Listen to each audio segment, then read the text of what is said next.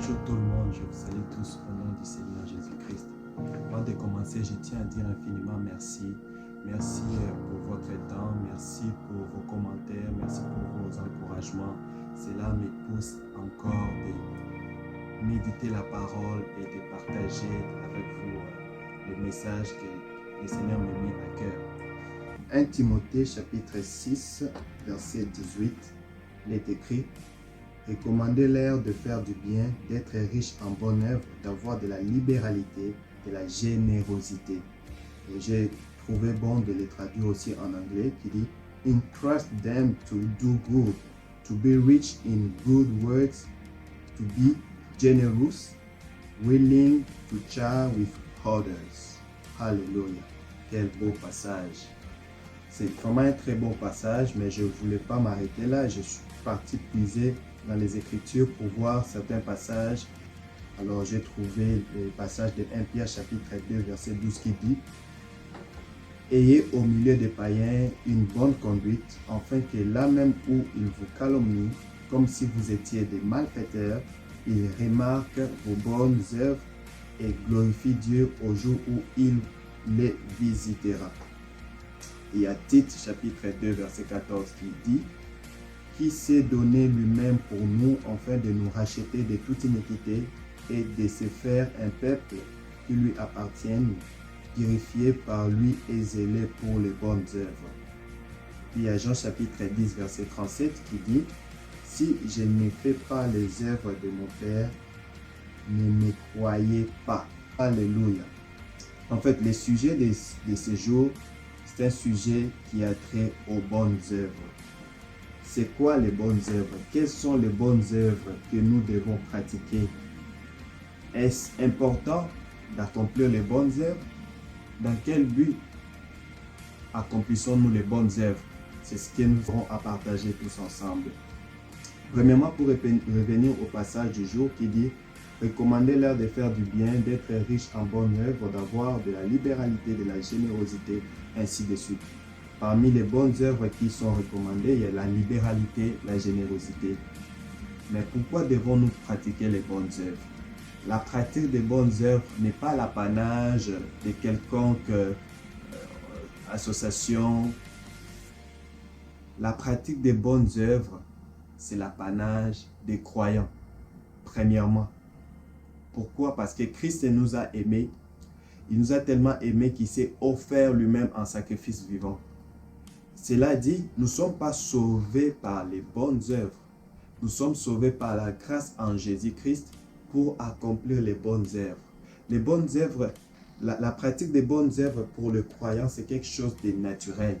Certes, ce n'est pas facile d'accomplir les bonnes œuvres, mais c'est naturel. C'est comme un processus cellulaire. C'est comme la cellule. La cellule est soumise à certains fonctionnements.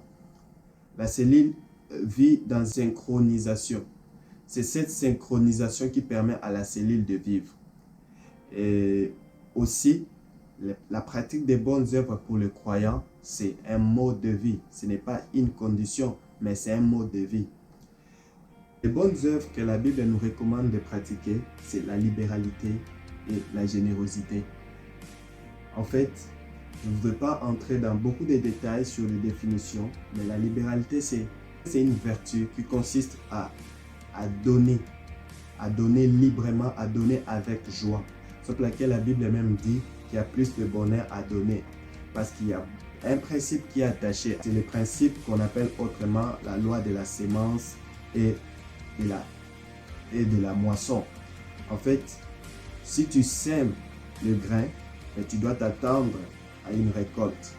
Mais lorsque on sème les grains est soumis à un processus qui consiste à mourir sous terre. C'est ça aussi la libéralité. La libéralité, c'est le fait de donner sans s'attendre. Parce que c'est comme si tu sacrifiais quelque chose. Une sémence placée dans le sol peut soit germer, peut soit ne pas germer. Alors, c'est ça aussi la libéralité. La libéralité, c'est le fait de donner sans s'attendre quelque chose en retour. Mais Dieu nous promet un paquet de promesses avec la libéralité. La Bible dit que la main qui donne, c'est la main qui reçoit. La générosité est aussi similaire à la libéralité. Être généreux, c'est donner avec joie, avec gentillesse. Mais quand on parle de la libéralité, c'est vrai que nous sommes rendus dans un monde qui est tellement matériel qu'on pense qu'exercer la libéralité, c'est le fait juste d'offrir de l'argent à quelqu'un. Non. Offrir aussi le temps, c'est de la libéralité. Nous sommes rendus à une période de l'histoire où le temps vaut de l'or. Offrir de son temps, c'est aussi de la libéralité si on le fait avec joie. Mais nous devons savoir que la pratique des bonnes œuvres ne sauve pas. La pratique des bonnes œuvres n'est rien d'autre qu'un processus par rapport au salut. Nous avons reçu le salut gratuitement. Le salut ne se mérite pas par les œuvres. Le salut est obtenu par la grâce, par le sang de Jésus versé sur la croix de Golgotha. Mais qu'est-ce que Jésus nous recommande? Il nous recommande en retour, puisqu'il nous a aimés, il nous a dit aussi d'aimer notre prochain, d'aimer même nos ennemis, de bénir ceux qui nous maudissent, de partager avec ceux qui nous haïssent. Vous allez voir que dans les autres versets que j'ai lus, la Bible dit dans 1 Pierre chapitre 2 verset 12, il est écrit: ayez au milieu des païens une bonne conduite, afin que là même où ils vous calomnient, comme si vous étiez des malfaiteurs, ils remarquent vos bonnes œuvres et glorifient Dieu au jour où il les visitera. Dieu a un plan merveilleux, que ce soit pour les croyants et pour les non-croyants. Oui, peut-être toi qui me suis, tu n'es peut-être pas croyant, tu ne sais même pas de quoi je parle. Ce n'est pas grave. Mais moi, j'ai une responsabilité de pratiquer les bonnes œuvres, pas pour être sauvé, mais parce que j'ai été sauvé. Comme j'ai été sauvé, je dois t'aimer tel que tu es, mais en retour, je ne peux que te partager cet amour que le Seigneur m'a montré. Cet amour, il a pardonné mes péchés. Le jour où il te visitera, peut-être je servirai de témoignage. Alléluia. La prière et mon profond désir est que nous puissions réellement pratiquer les bonnes œuvres. Pas pour glorifier la chair, mais pour glorifier notre Père qui est dans les cieux, celui qui nous a aimés le premier, tel que nous avons lu dans ces passages. Si je ne fais pas les œuvres de mon Père, ne me croyez pas. En fait, Jésus faisait les œuvres de son Père. La Bible dit qu'il partait de ville en ville, de village en village, guérissant les malades et faisant du bien aux pauvres. C'est ce qu'il nous recommande de faire aussi.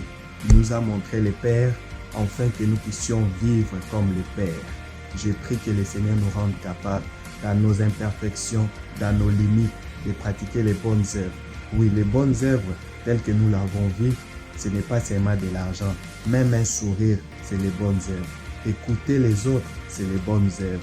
Aimer son prochain, c'est les bonnes œuvres. Alléluia. Glory, glory. Que les cieux soient ouverts en notre faveur en pratiquant les bonnes œuvres, afin que nous ne puissions pas nous décourager dans le nom de Jésus. Que cette semaine soit bénie et comblée de grâce. Glory, glory. C'est vraiment ça le message que je voulais partager. Et si vous avez des suggestions, si vous avez d'autres propositions, ben, vous devez savoir que c'est souvent le temps qui manque pour vraiment développer les sujets, vu que tout le monde est rendu pressé sur Internet. On coupe court le message et soyez bénis. Alléluia. Glory, glory.